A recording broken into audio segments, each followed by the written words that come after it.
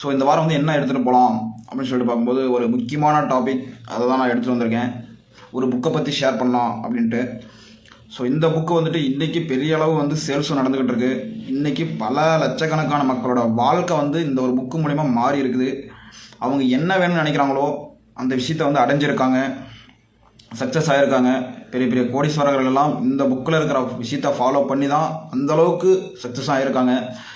நிறைய பேர் வந்து நோயே இல்லாமல், நோய் வந்து புற்றுநோயெல்லாம் வந்து அதெல்லாம் குணமாகி இருக்குது, சந்தோஷமாக இருந்திருக்காங்க. எவ்வளோ பேர் ஆரோக்கியத்தில் செம்மையாக வாழ்ந்திருக்காங்க, அந்த மாதிரி விஷயங்களெல்லாம்.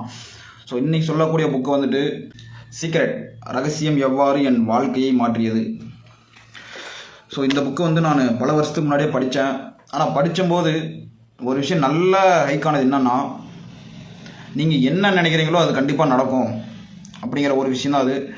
பணம் வேணும் அப்படின்னு நினச்சிங்கன்னா பணம் வரும், ஆரோக்கியம் வேணும்னு நினச்சிங்கன்னா ஆரோக்கியமாக இருப்பீங்க, நிறைய ஃப்ரெண்ட்ஸ் கிடைக்கணும் அப்படின்னு நினச்சா கிடைக்கும், பதவி உயர் வேணும்னு கேட்டால் கிடைக்கும். ஸோ நீங்கள் என்னெல்லாம் நினைக்கிறீங்களோ அது எல்லாமே கண்டிப்பாக கிடைக்கும். ஆனால் அந்த விஷயத்தை நீங்கள் நம்பணும் அப்படிங்கிறது. அதுக்குன்னு சில ஒரு ப்ரொசீஜர் இருக்குது. அந்த ப்ரொசீஜரெல்லாம் ஃபாலோ பண்ணோம்னா நீங்கள் என்னெல்லாம் நினைக்கிறீங்களோ அது எல்லாமே நடக்கும். நினச்சா நடக்கும், நினைக்கலாம் நடக்காது. அதே மாதிரி நல்லதாக நினச்சிங்கன்னா நல்லதாக நடக்கும், கெட்டதாக நினச்சிங்கன்னா கெட்டதாக நடக்கும்.